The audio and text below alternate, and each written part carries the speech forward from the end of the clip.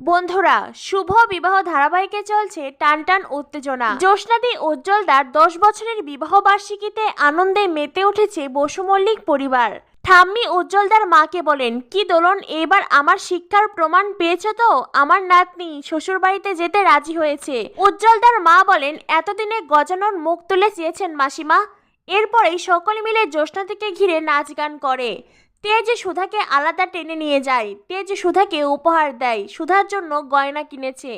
সুধা বলে, মিস্টার বসু মল্লিক, হঠাৎ উপহার? তেজ বলে, সুধা, আপনার জন্যই আমার পরিবার আজ এতটা আনন্দিত। আপনি আমার পরিবারে আবারও আনন্দ ফিরিয়ে দিয়েছেন, আর সেজন্যই এই সামান্য উপহার। সুধা বলে, মিস্টার বসু মল্লিক, গজানন আমাকে সবচাইতে দামি উপহার দিয়েই দিয়েছে।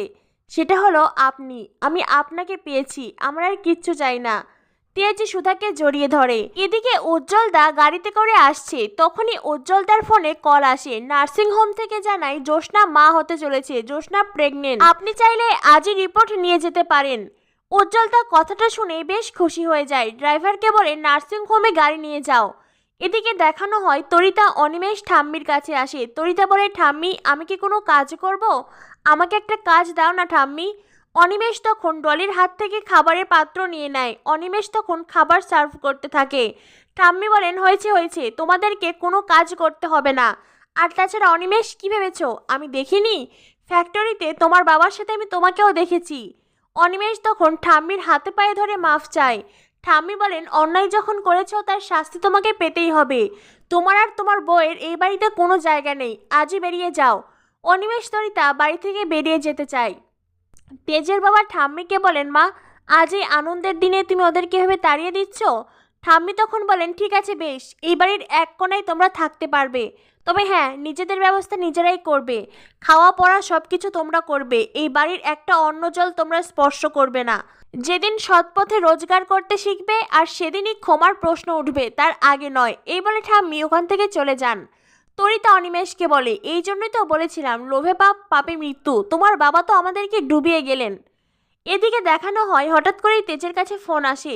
ফ্যাক্টরি থেকে জানায় টেকনিক্যাল প্রবলেম হয়েছে, সব কাজ থেমে আছে।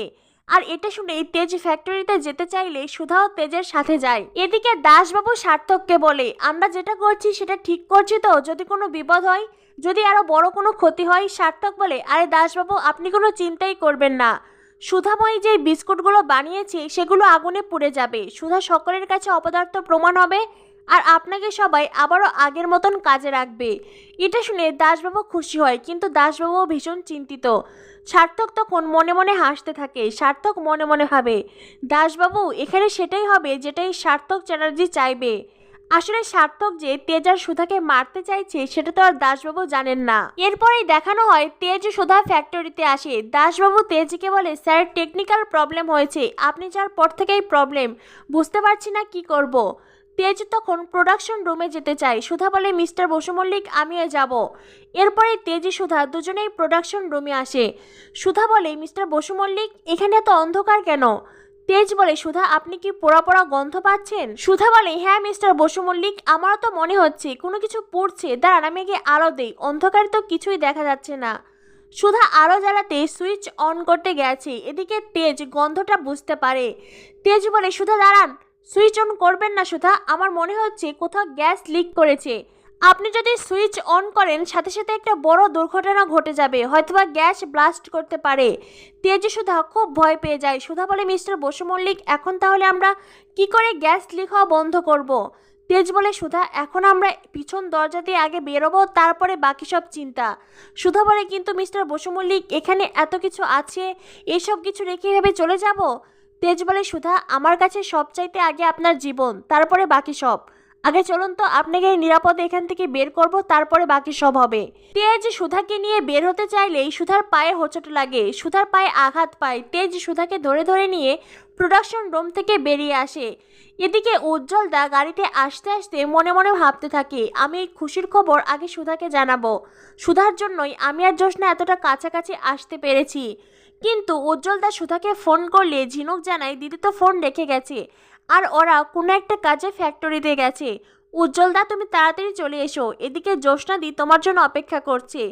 উজ্জ্বলদা ফোন রেখে দেয়, কিন্তু উজ্জ্বলদা মনে মনে ভাবে অন্য কথা। উজ্জ্বলদা মনে মনে বলে, না না, আগে আমি সুধাকে খুশির খবর জানাবো, তারপরে বাড়িতে ফিরে সবাইকে জানাবো।